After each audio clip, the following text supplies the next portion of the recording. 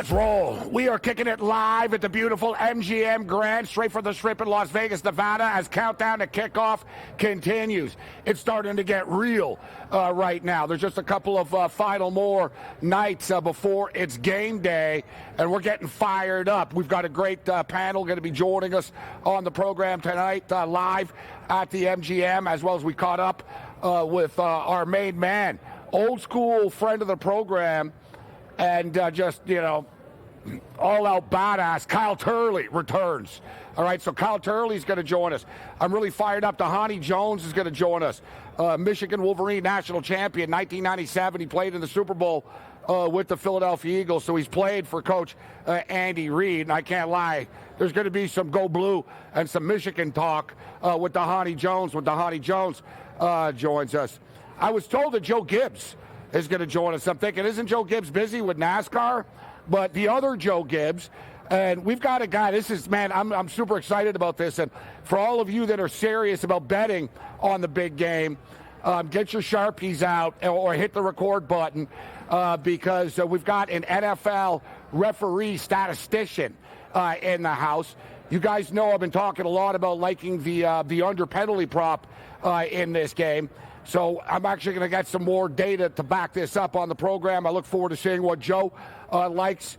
Man, there's so many options, there's so many props out there, and it's easy. You know, you get caught up on what you like, and then you start seeing and you're remembering, man, I like this too, I like that as well. We've talked a lot about the team to score first that doesn't win the game. 5 of the last 7 Super Bowls, the team that scored first ended up losing the game. Now, something that I find interesting about this game, and I keep coming back to this, I talked about this briefly yesterday.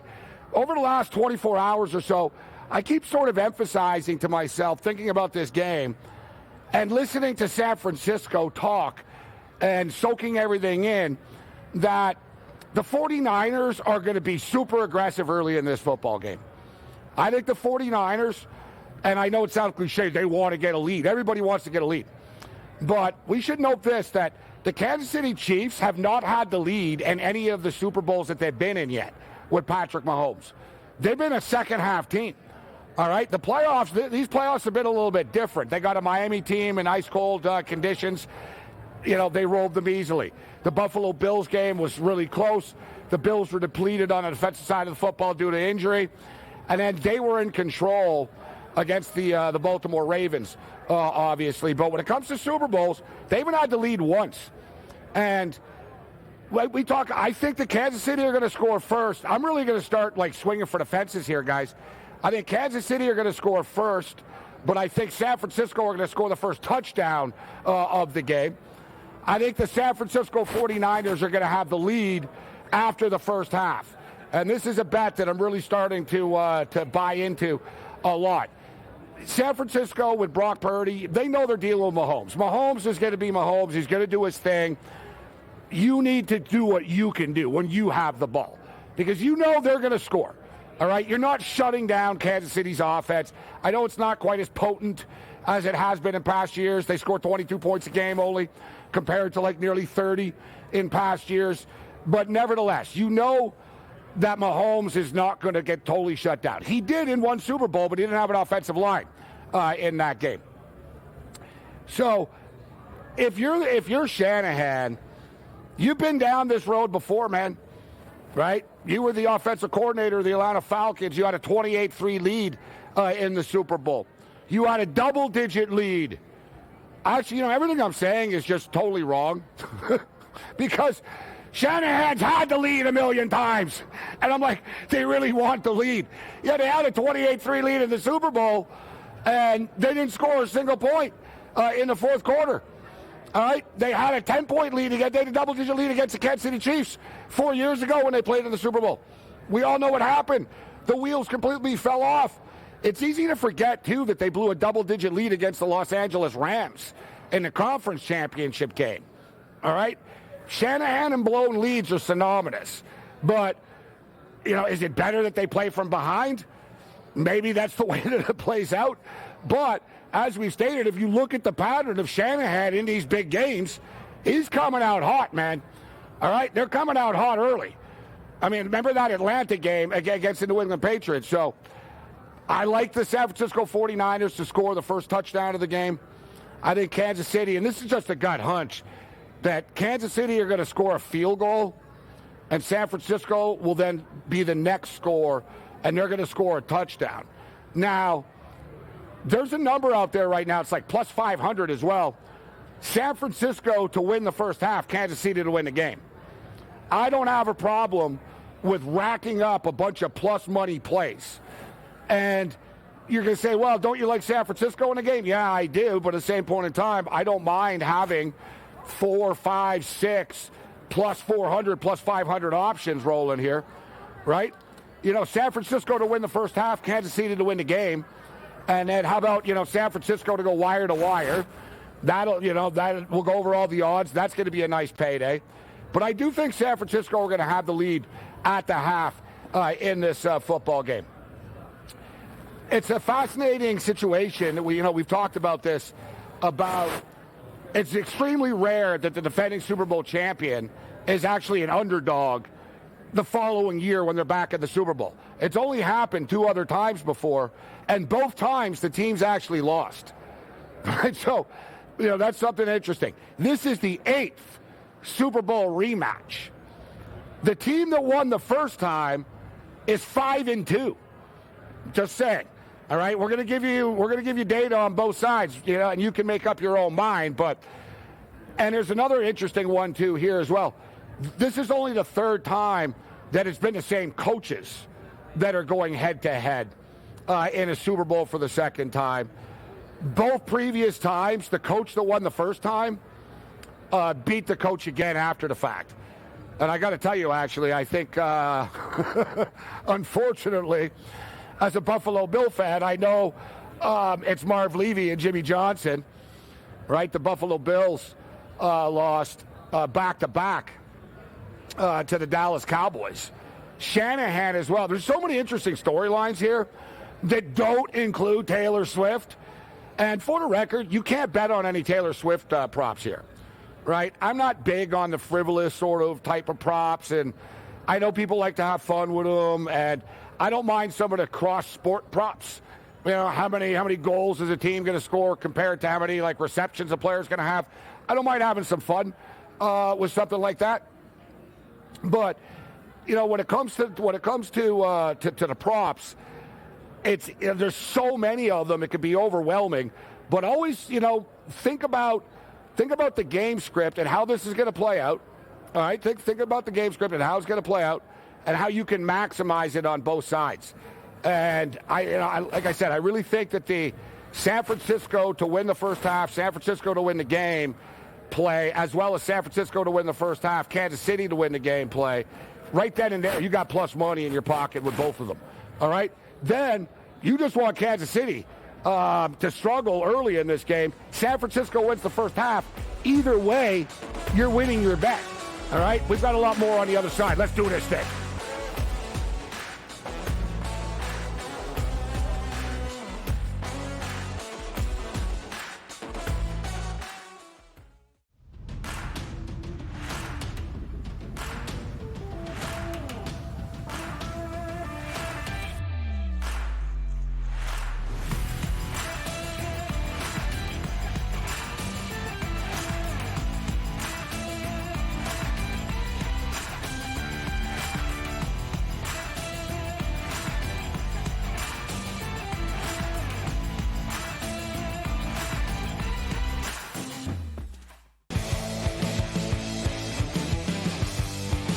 This team has been capable of overcoming deficits until this season.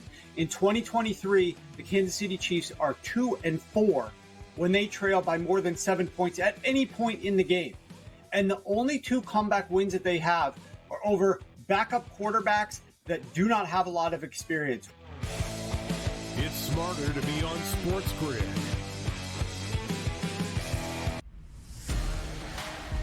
I'm digging deep, fellas. I'm digging deep. Christian McCaffrey minus 220. Donnie, how could you do that? The price point is way out of control in this. Keep it simple. The goal is to win money, not to outsmart everybody. Mahomes is minus 140. to throw 2 touchdown passes. And if he's going to, every single thing suggests a wide receiver will haul in at least one, if not both. Pro Football Today. Only on SportsGrid. Your gut says Miami is going to win, and you should take the over. Your gut also said your NFT selfies would only go up in value. They didn't. But your head is on SportsGrid and knows the QB is in concussion protocol. The backup has a 45 QBR against the zone coverage. The New York D has the most sacks in the league. So yeah, trust your head. It's smarter to be on SportsGrid.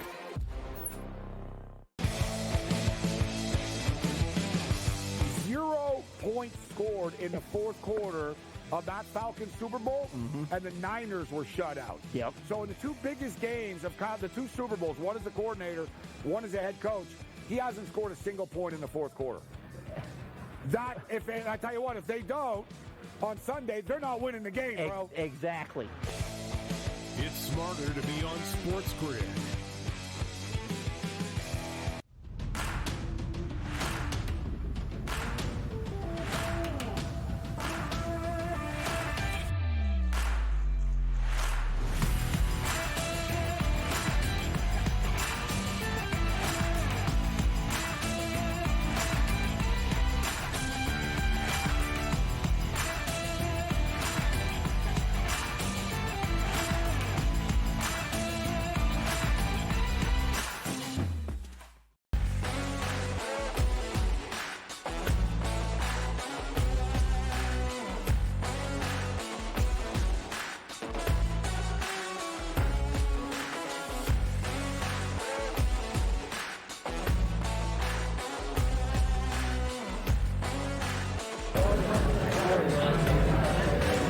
Hi, I'm Gabe Morency. We're kicking it live at the MGM Grand, straight from the Strip in Las Vegas, Nevada. Countdown to kickoff continues.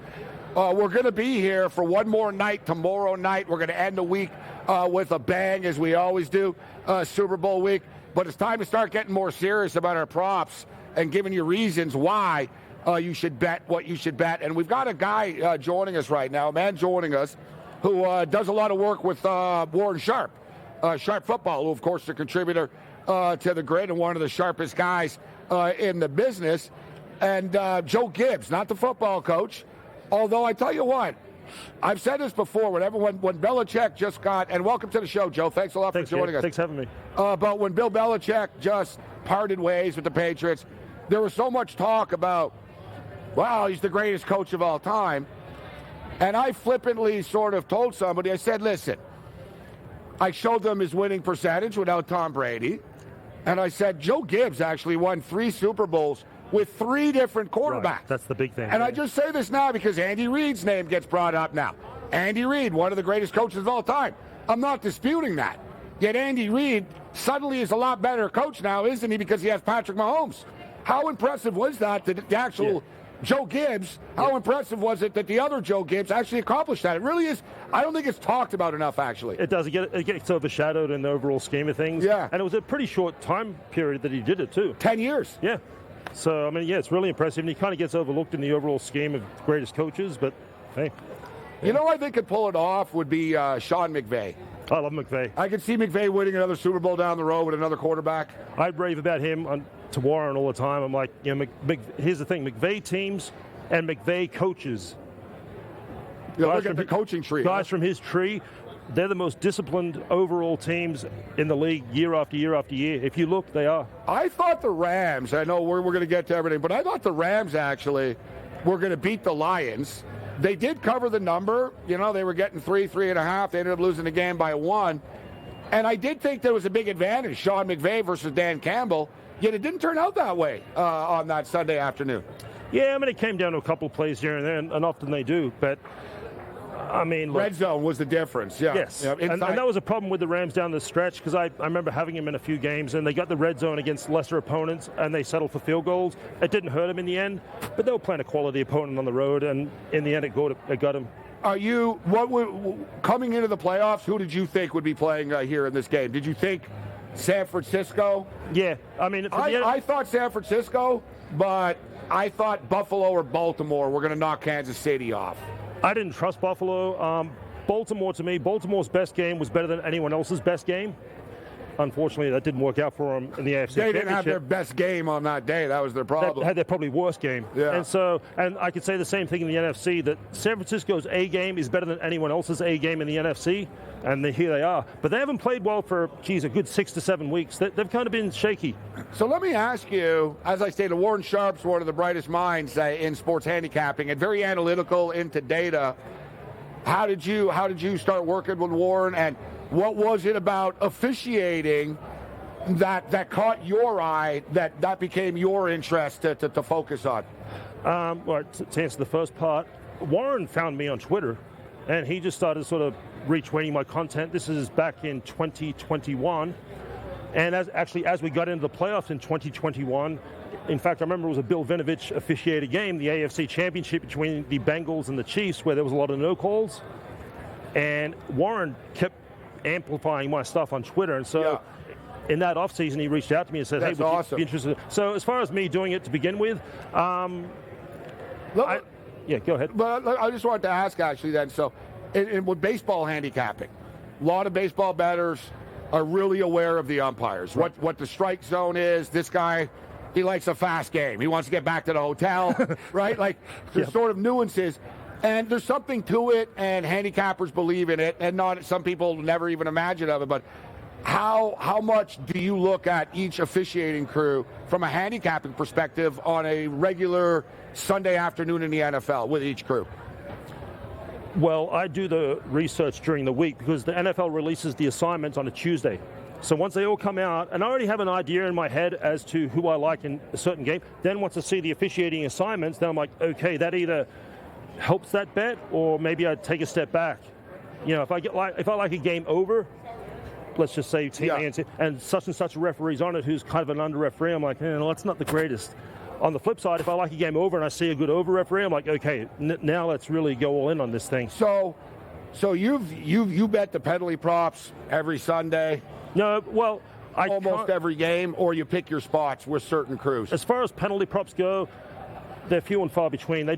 The sports books don't do them mostly. No, I'm fortunate that I know a few that do. Yeah, but they do it for this game. And they will. And Yes. I'll tell you what, they didn't like the 10.5 bet that I already got in because they moved it to 9.5. Right. And there's still some 10.5s out there, but I don't see 11 penalties in the game. I just don't see it. We'll touch on the team averages later on, but. As far as during the regular season, there's no penalty props, but a lot of this stuff you can still use just on a week-to-week basis, like we do at Sharp Football. You know, if Team A struggles with offensive holding and there's a crew that calls a lot of offensive holding, that's a problem. Yeah. On the flip side, if you've got a team that commits a lot of defensive pass interference and a referee who doesn't call a lot of that, that helps them. That's a weakness for them that's not going to be exposed as much. So let me ask you, and I jumped in, but I want to ask, so how did you start focusing in on this aspect? And were you doing other sports before, like, looking at officiating as well, or just the National Football League? Oh, I look at all of them. In fact, the poster child for officiating is the NBA. So is that the league that is the most affected by each crew? Oh, absolutely. I think that's just my opinion.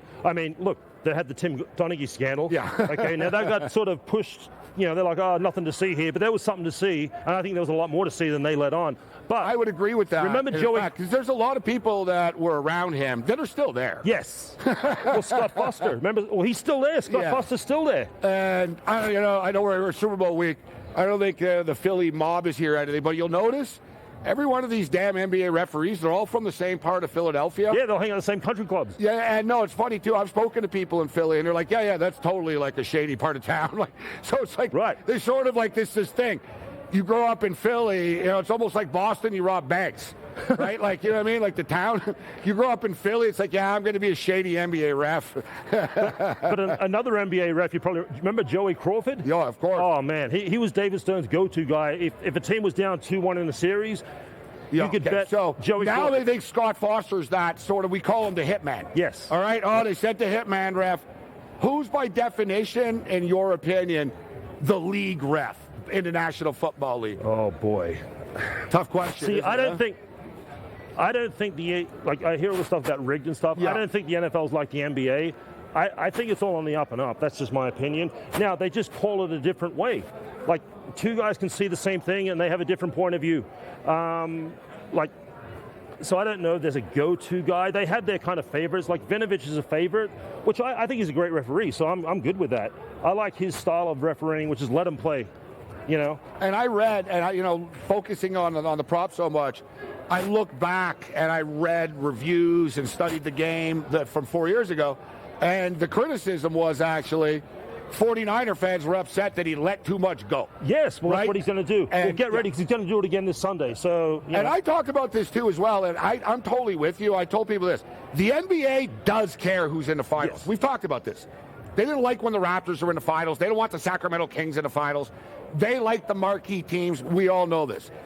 You know this, Joe. The NFL doesn't matter. 90 million people are going to watch the Super Bowl no matter who's playing in the damn game. Well, you got a small market team in Kansas City. Yeah. That's the marquee team, though. Yeah. So you can have Green Bay and Kansas City. No one cares. Green Bay, Buffalo, Kansas City. These are small markets. It's not like you said, the NBA is a star-driven league. They want the Lakers. TV ratings. Democrat, the TV market size. The TV market size really was. But speaking of conspiracy, I don't think it's conspiracy, but Roger Goodell all week has been ambushed by people in the media coming at him about gaming and betting and all this type of stuff. The last thing he wants with the first Super Bowl in Vegas is a controversial penalty to decide this game. Bet the under, and we'll tell you why.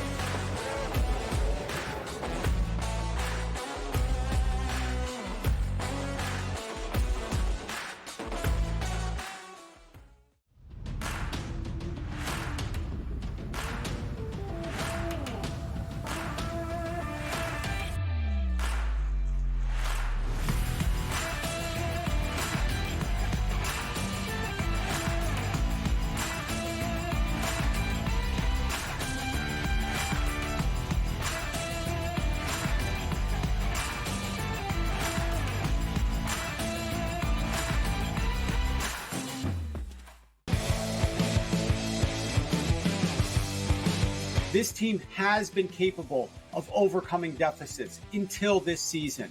In 2023, the Kansas City Chiefs are 2-4 when they trail by more than 7 points at any point in the game. And the only two comeback wins that they have are over backup quarterbacks that do not have a lot of experience. It's smarter to be on SportsGrid.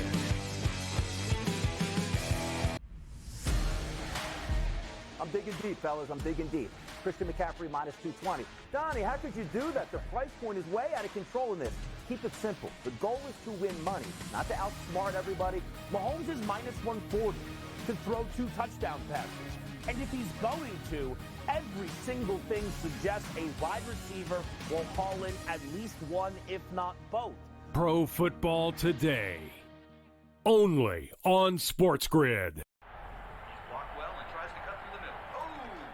Your gut says Miami is going to win, and you should take the over.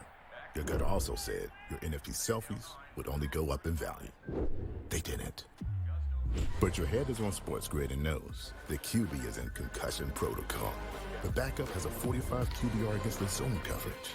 The New York D has the most sacks in the league. So yeah, trust your head. It's smarter to be on SportsGrid.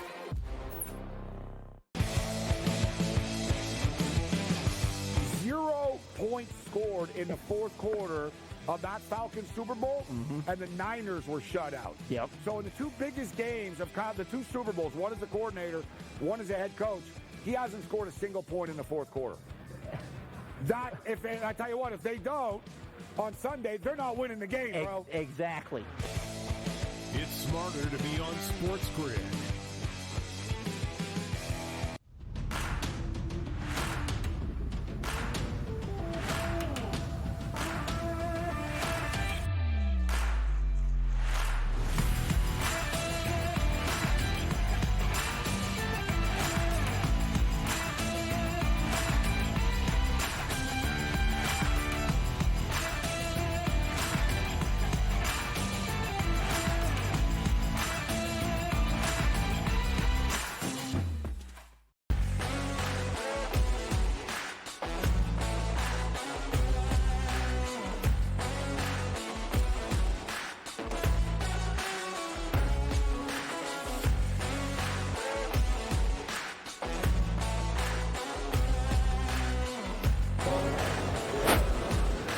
We are kicking it live at the MGM Grand, straight from the Strip in Las Vegas, Nevada. Countdown to kickoff is on. We're throwing it down with an expert when it comes to NFL officiating and NFL ref stats. One on Twitter, works for Sharp Football, Warren Sharp. Joe Gibbs with us. And Joe, I've talked about going into the last break about Roger Goodell all week. Listen, the media is always going to look for a controversy.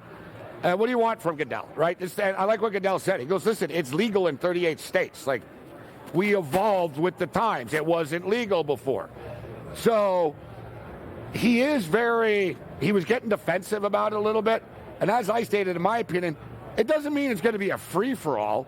But does this mean, let me ask you, the expert on officiating, did they go to Vinovich because he thinks, you know what, he's one of the best damn referees in the league. I trust him the most. Oh, absolutely. That's part of it. They supposedly do a rating system, and he was one of the best referees, which I think he is. But he's also not going to throw a lot of flags, so there's not going to be that controversy. Now, on the flip side of that, he's not going to throw some flags in situations where some people want one. Yes. So just get ready, because I can guarantee there's going to be 2 or 3 instances on Sunday where there's a holding and it doesn't get called. Because that's Vinovich's ammo.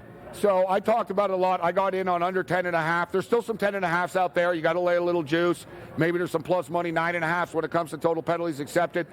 It really is amazing. So this is the first time ever, actually, that a referee is doing a Super Bowl a second time with the same team. Correct. He did it in 2020. Kansas City was a 31-20 KC win. Yeah, and he called 9 penalties. For 69 yards. Yes, sir. And the 2 teams that season, the 2 teams' average combined was 12.53 penalties for like 114 yards. Wow, that's higher than they are this year. Yes, this year their combined it's like 11.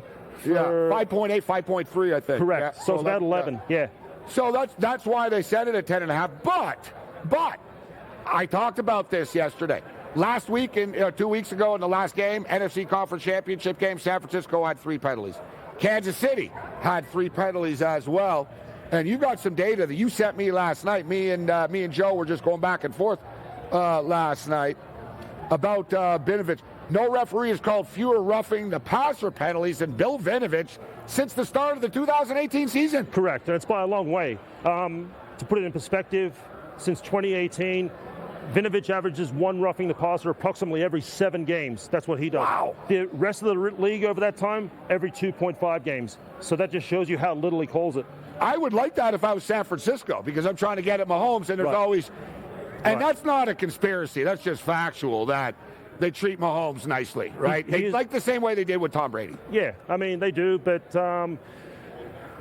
yeah, he just doesn't call it a lot. Now, anything can happen. On the flip side, he does call more than average in playoff games unnecessary roughness penalties. In these last 14 games, he's called 13. So the 49ers and Chiefs offenses are the top 5 beneficiaries of defensive holding infractions. Yes. How is this going to affect the game? Because some of these things contradict each other, right? Correct. So they're the top 5 two top 5 beneficiaries of defensive holding on the offensive side. But defensively, they're both on the lower end of committing these penalties. Interesting. So I can't... Sort of balances out. Yes. And it makes sense because they've got skill, people grabbing, tackling. Kelsey, they don't want Samuel getting past them. Right. Makes sense. So Vinovich is a co-ranked 1 for illegal use of hands penalties and 2nd overall for illegal block in the back penalties in 2023. That's correct. So they use all-star crews. They have 2 Vinovich guys and 2 Hockey guys. They're kind of in charge of all that area around the line of scrimmage. Well, those 2 emphasize those 2 penalties you just mentioned: illegal use of hands, illegal block in the back. The illegal use of hands, the Chiefs struggle in that area. Now, the positive is it's a low-volume penalty. So, they're ranked highly, but it's not one that you see that often, but it is an issue for them. So what are some of the other bets that you can share with us? We talked about the penalty props. Is there any other ways that we should approach this from the angle of a Vinovich crew? Yes. Total sacks is here at BetMGM. It's 5.5 here. The under's minus 180. Love it. There's a lack of de-emphasis on offensive holding. It's gone way down. Vinovich calls the fewest offensive holding penalties in the 2023 season. And in fact, in his playoff game going all the way back to 2014, he averages 0.9 offensive holding penalties per game, so less than 1 per game on average. that benefits the offense. It puts the defense at a disadvantage, which means you can't get to the quarterback quite as quick as you normally could if they're actually calling the penalty. So the offense knows they have a little bit of leeway, which means you can't get to the quarterback as quickly, which means he gets rid of it. So the under 5.5 sacks, I don't see how any way they get 6. I've been saying this for a couple of months. I don't know, like for 3 months, 12 weeks of football, 10 weeks or whatnot. That it seems to me, and that's why I'm glad you're here, because I don't have any data. It's just, was it in my head or not? But it seems like the NFL as a whole, the officiating was very sloppy earlier in the year, but it seems like as a whole, a lot of crews backed off calling penalties. Am I crazy? Oh, no. Because offenses were like, dude, what do we have to do to get a pass interference penalty called? They always try to tone it down in the playoffs. I think the league sends out a memo. The league wants an aesthetically pleasing game. Okay, they don't want flags thrown every, Yeah. So I think there's a memo sent, but the big decline out of all the penalties is offensive holding. That's the number one decline. It's down about 50 to 60% regular season versus playoffs. And Vinovich calls the fewest to begin with. So you're not going to see a lot of offensive holding penalties.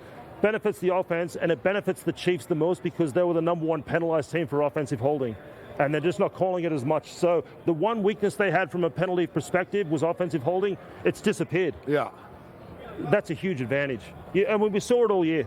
Fascinating stuff here with Joe Gibbs, NFL Ref Stats 1 on Twitter. As far as the game itself, I've spoken to a lot of former NFL players, current guys that play in the league, and everybody sort of talks about San Francisco for a couple of minutes and then says, but can't go against Patrick Mahomes. How do you feel about this game? I mean, I've been riding the Chiefs, I think, 4 of the last 6 weeks going back to the regular season. I mean, they've got that championship DNA. I mean, it's hard to overlook that. San Francisco's best is the best of any team in the NFC. We haven't seen that for a while. I mean, it's been since October, November. I think their last really good game was against Philly in Philly, if I remember correctly. So you have your concerns whether they can find that. Yes. They can find that again. And their defense has really struggled, down the stretch. When they lost Hufanga, the safety, if you look at their defensive metrics since he's gone out, it's just not the same defense. And Chase Young, he's a big name, but he's garbage. He's just not a good player. I was surprised, and we all saw the viral video, right, of Chase Young's lack of effort on the play. He did make some plays in the second half with the ground game, but considering the money that he makes and what they gave up, I totally get that. But I did find it fascinating that Coach Steve Wilkes, the defensive coordinator I saw this week, they actually had a defensive-only team meeting, and he showed them the tape, and he said, that's the it's amazing to me that a team as good as the Niners this late in the season needed a defensive sort of group huddle and a thrashing from the coaches saying, guys, we're one win away from the Super Bowl. Can you act like you try here? Right. Can you pretend like you care? If you can't give effort in the NFC, I mean, I don't know. Is a meeting going to change anything? I don't know. Well, I guess we'll find out Sunday. But it is a concern. Their defense has not been good. If they can run the ball, keep the defense off the field, I mean, it protects a weakness of the team. I mean, a prop that I've talked a lot about this week is both teams getting into the 20s. That I do think both teams are going to score 20-plus points. What kind of tempo and pace are you looking at? What are your thoughts on the total at 47.5? Well, Vinovich is a great under referee. In fact, going back to 2018, he's 60, 39, and 2 to the under, so 61% under referee. So there's that to factor in. That's a pretty significant number right there. I guess this is the byproduct of him leaving the whistle in the pocket. Exactly. He gives advantage defense. Yes. He provides leeway on both sides, but in the end, the defense wins out. I mean, as far as the total, the biggest thing to me is going to be that field condition on Sunday, because nobody really knows how that field's going to be. It's been sitting out in the rain for the last 4 or 5 days, and they're wheeling it in today. We'll see. Great call. And we've already seen San Francisco have problems with their practice field to begin with. We've seen in Arizona, the paint was still too slick. It was a disaster. It's amazing, isn't it, that they get so much right that, as you stated, why is the field sitting in a parking lot behind Mandalay Bay right now in the rain? Right. And I get it. Wow, we had media day earlier. Then don't have it there. Right, have it here. Right? I don't know. Figure it out. Have it in the ballroom. It is crazy that they haven't put the field in yet. But here's the thing, and this is where I think bettors can get an advantage, is the in-game wagering, all the algorithms are set to that 47.5, 48 total. Yeah. they don't have time to change it once the game starts. So you're watching it as a viewer, and you're seeing guys, hypothetically, slipping and losing traction. It favors the offense. We saw it last year in Arizona.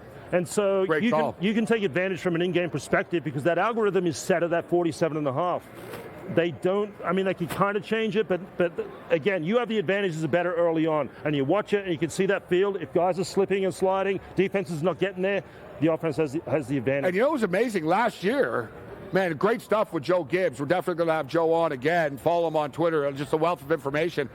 You're exactly right. I think back, too, there was I expect you to know this, but the CFL Grey Cup, there was a Grey Cup Classic in the 70s, and it was in Montreal, and it was so cold. And they went through all kinds of shoes. It was literally on ice. Everyone was slipping. And the Montreal Alouettes, actually, one of the players put staples. And it actually worked. And, like, a bunch of dudes used staples. But last year, same thing. The field could be an issue early. Right. And this is when the training staff comes into play because the Kansas City Chiefs basically said, we changed shoes. Yep. Right? The Eagles just sort of didn't and complained throughout the game. The Chiefs caught on early and knew. And get the other cleats out. This is a slippery field right now. And it's little things like that that make the difference in the end. Man. And the Chiefs have that experience, and it's like, you know. And the Niners already kind of in their head with that practice field stuff was kind of weird. The other thing to watch for, too, I always look at this. Defensive backs, what color gloves are they wearing? They need to wear the same color gloves as the opposing team's jerseys. So you can get you can get that free holding. That's a Belichick. That's a Belichick special. Great stuff with Joe Gibbs here.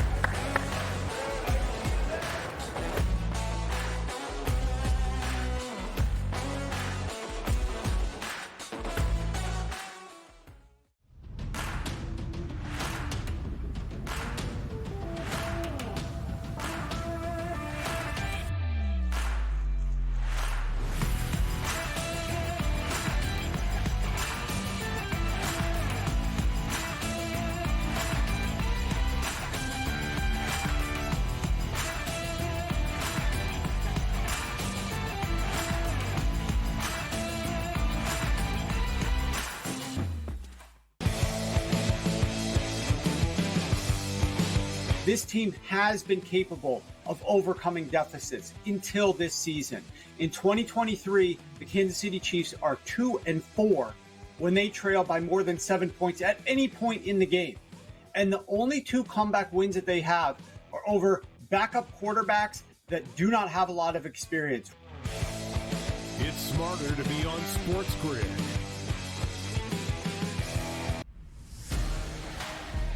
I'm digging deep, fellas. I'm digging deep. Christian McCaffrey minus 220. Donnie, how could you do that? The price point is way out of control in this. Keep it simple. The goal is to win money, not to outsmart everybody. Mahomes is minus 140 to throw 2 touchdown passes. And if he's going to, every single thing suggests a wide receiver will haul in at least one, if not both. Pro Football Today. Only on SportsGrid. Your gut says Miami is going to win, and you should take the over. Your gut also said your NFT selfies would only go up in value. They didn't. But your head is on SportsGrid and knows the QB is in concussion protocol. The backup has a 45 QBR against the zone coverage. The New York D has the most sacks in the league. So yeah, trust your head. It's smarter to be on SportsGrid.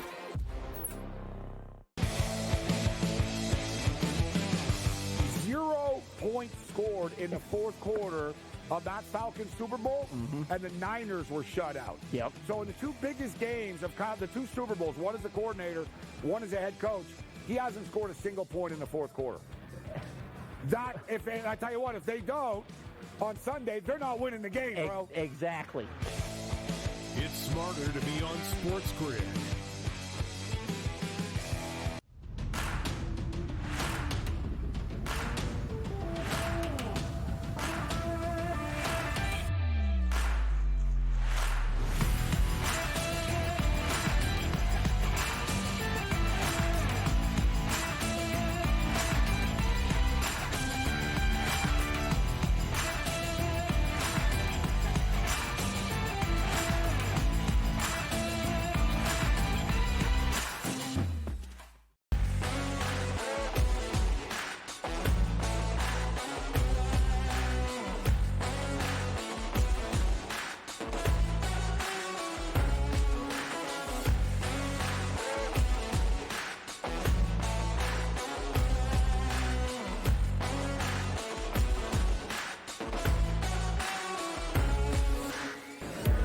I am Gabe Morency. We're kicking it live at the MGM Grand, straight from the Strip in Las Vegas, Nevada. Countdown to kickoff continues. People are having a great time here, despite the fact that the weather sucks.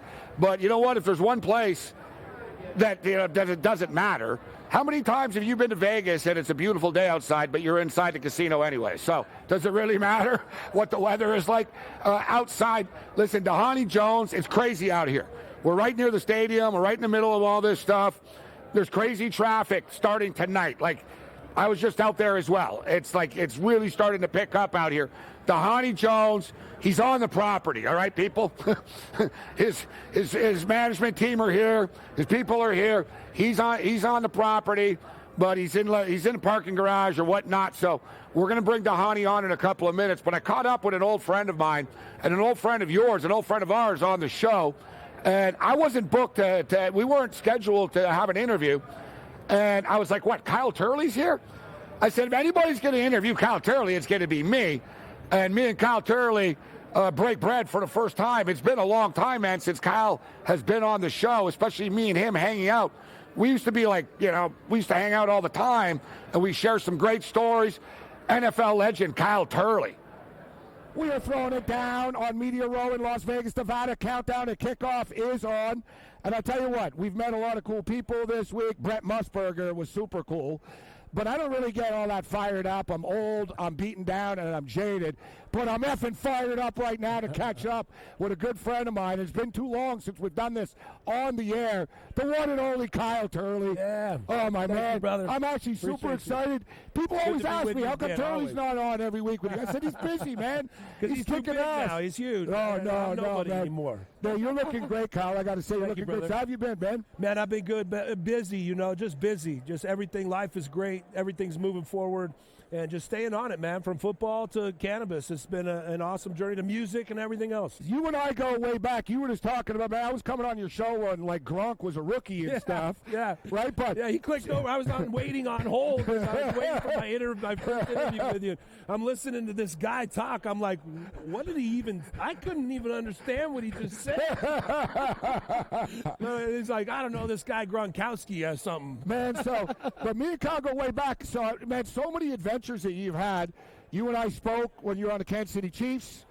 You transitioned to tight end. Yeah. The music scene. Yeah. Man, your bands, your records, the tours. You've been there for all of it, brother. And you've always been a big advocate for former players and their health and their concussions, the gridiron greats. Yep. You and I always were big advocates for the legalization of marijuana and especially for medical treatment in professional sports. Yeah. And here we are now in 2024. Who would have ever imagined, man, that you'd be promoting marijuana on Media Row? Right. We almost did it, brother. We pulled it off. We're there. And, you were at the forefront of all this. Man, it's been a long road, since we started talking. We talked about retired player issues that were going on. That's what I think we both came together on. And I was trying to raise awareness. Yeah, I was right. With the gridiron greats, with Mike Ditka and Don Shula. Exactly. And so, from those efforts and then being in that experience and then having to, move back to California, I think it was like 7 years or 8 years later from that interview, I moved back to California and had this experience in cannabis that saved my life. Cannabis truly saved my life. I haven't taken one pharmaceutical in almost 10 years or more. And an NFL football player that played 10 years at the offensive line position, all-pro career, all these things. I see the guys limping around here, man. Exactly, and I'm not. I'll go take anybody's job. They can call me tomorrow, and I'll be ready for the game on Sunday.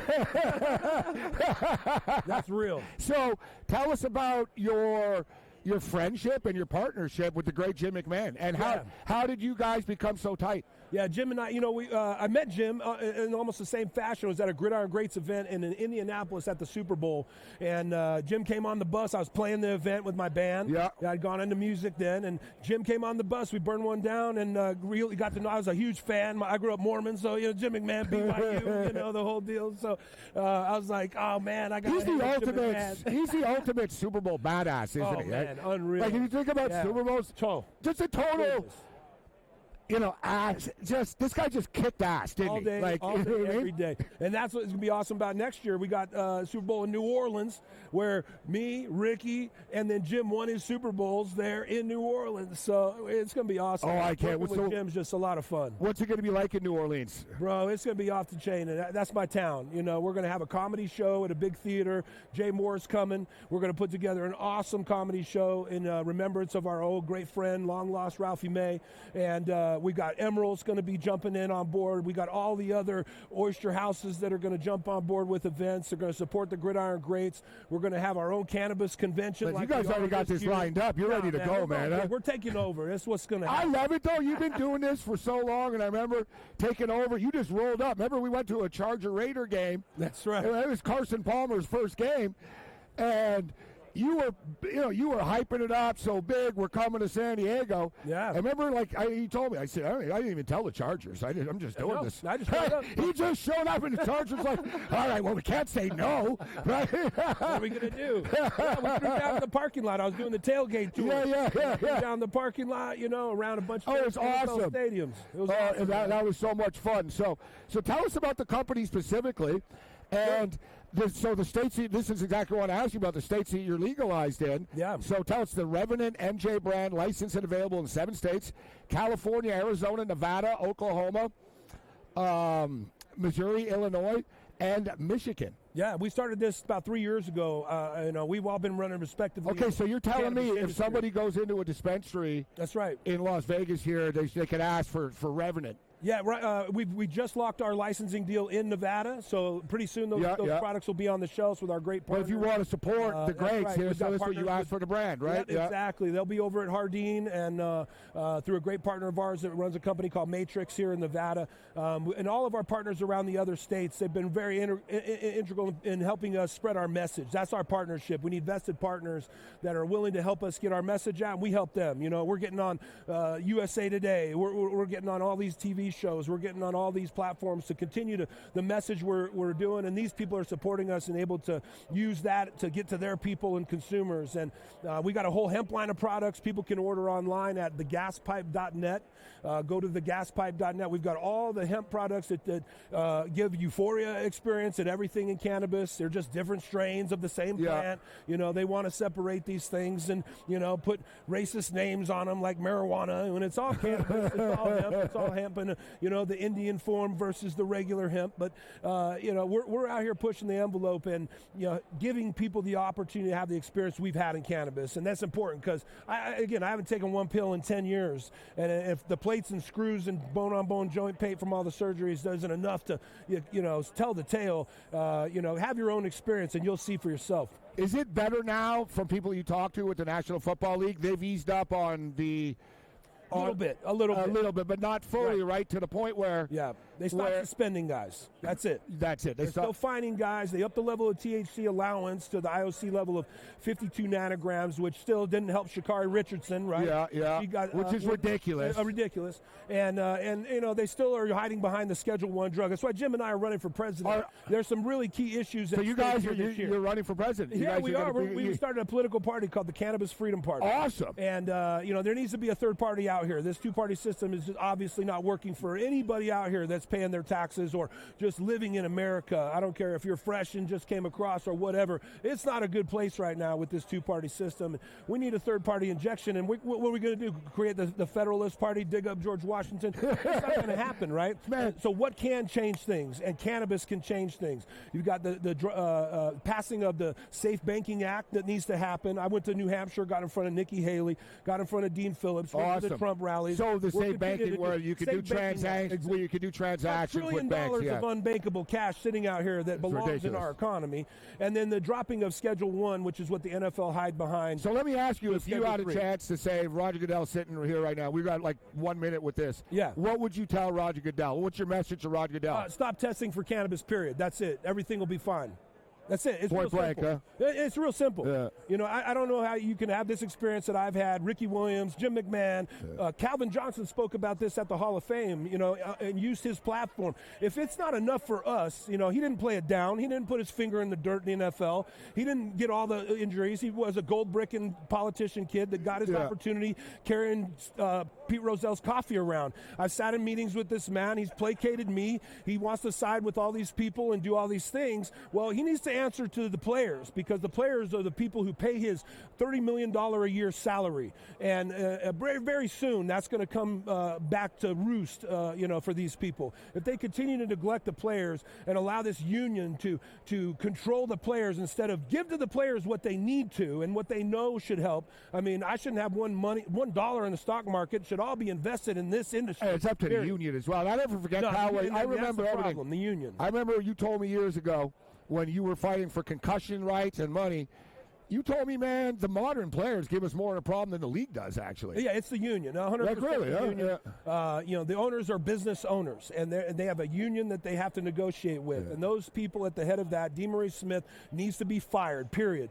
And the executive committee needs to go to players only that have split contracts, because those are the only guys that can give an honest answer in the room to help what's needed to be done in the NFL. Not these quarterbacks, not these star offensive linemen like I was. I was one of the only ones that was trying to fight for things to get better. And now you have guys in the NFL playing that are making less money than college football players and less money than the new Manning kid that's just come out of high school, right? All right, $3 million to whatever his name Manning is, right? Yeah, Arch Manning.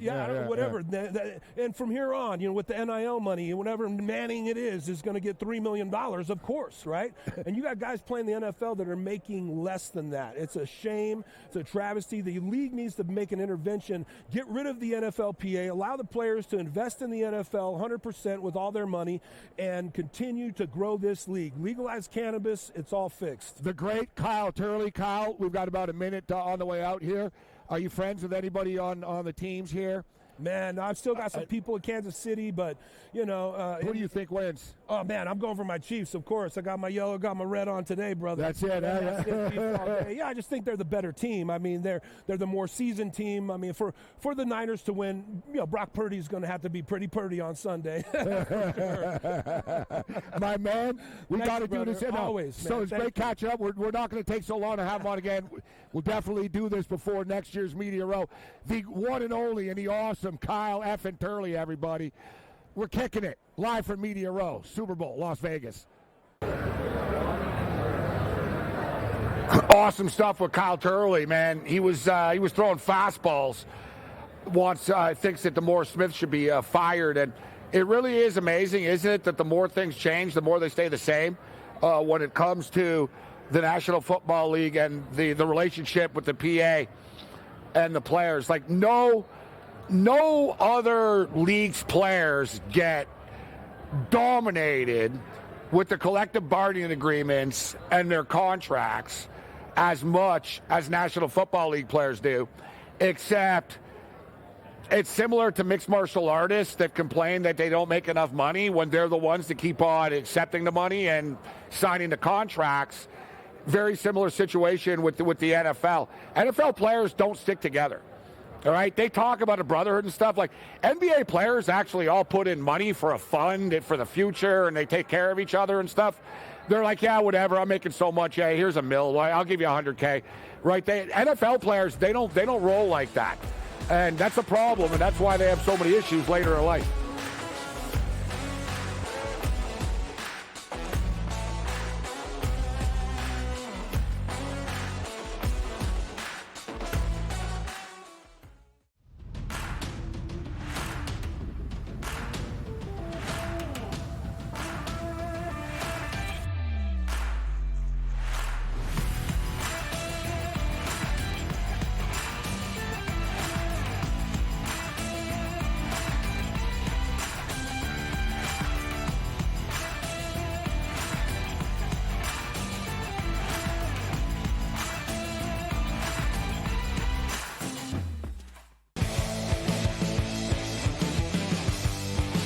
This team has been capable of overcoming deficits until this season. In 2023, the Kansas City Chiefs are 2-4 when they trail by more than 7 points at any point in the game. And the only 2 comeback wins that they have are over backup quarterbacks that do not have a lot of experience. It's smarter to be on SportsGrid.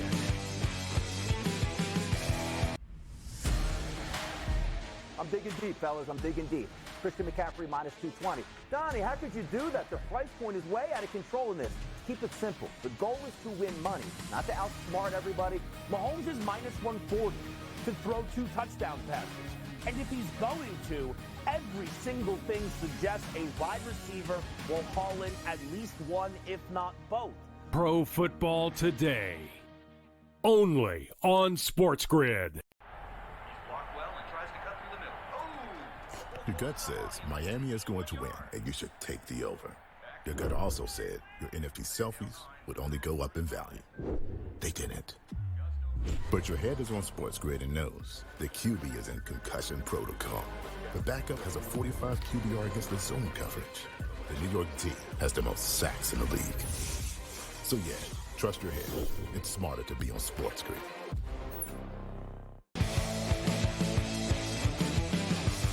0 points scored in the fourth quarter of that Falcons Super Bowl, and the Niners were shut out. Yep. So in the 2 biggest games of the 2 Super Bowls, one as a coordinator, one as a head coach, he hasn't scored a single point in the fourth quarter. I tell you what, if they don't, on Sunday, they're not winning the game, bro. Exactly. It's smarter to be on SportsGrid.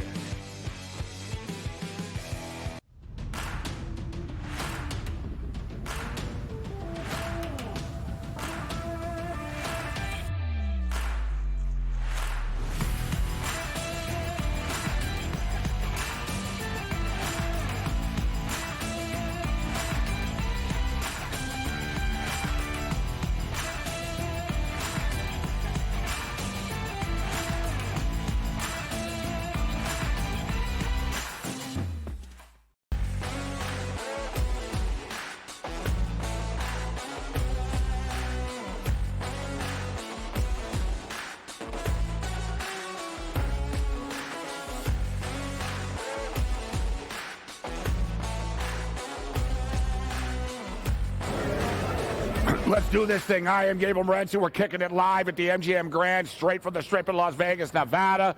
We're just a punt, a kick, and a pass away from Allegiant Stadium right now. Countdown to kickoff continues. Vegas is really starting to fill up. Listen, there's been a party all week long, but now that the game is approaching and the weekend is approaching, it's not cheap to hang out here all week. So you got to understand a lot of especially Niner fans. All right, there's a lot more Niner fans than Chief fans, on the Strip and hanging around. And a lot of people aren't going to be going to the game. The game tickets, we should note the tickets are down to about $6,000 right now. Only $6,000, which means you'll probably be able to get in for about 5 dimes when it's all said and done. So if you're spending 5 dimes to get into the game, let me give you some picks to help you pay for those tickets. All right, let's start. Let's talk about Mahomes. We haven't talked a lot about Mahomes. Everybody does all the time, but his over-under touchdown passing prop is 1.5 in this game. You've got to lay some juice, obviously, to do it. 7 of the last 9 playoff games, he has thrown 2 or more touchdown passes. And I said it earlier, even though I do believe that the San Francisco 49ers are going to win this football game, it doesn't mean I don't think that Kansas City aren't going to score some touchdowns, right? Is Travis Kelce going to get into the end zone? It seems too obvious, but probably, yeah. Only Mahomes, Rice, and Kelce have scored touchdowns in the playoffs. That's kind of a problem for them. Somebody else going to need to step up. But one thing with Mahomes, too, he does the shovel passes and, the little gadget plays from the 1-yard line. A lot of teams as well, it's almost automatic. They're going to run the ball in a certain situation. How many times have you seen the quick hitch to Kelce? He just snaps the ball, boom, and Kelce falls forward into the end zone. I am going to be betting Patrick Mahomes over 1.5 touchdown passes in this football game. So speaking of Super Bowls, we're going to be joined by a man in a couple of minutes that played in the Super Bowl, national champion with the Michigan Wolverines, entrepreneur. I look at him like the Dos Equis guy. He's like the most interesting man in the world. reality TV shows, goes all over the world, plays news sports, philanthropist, national champion, the one and only, the Hottie Jones joins us right here at the MGM Grand.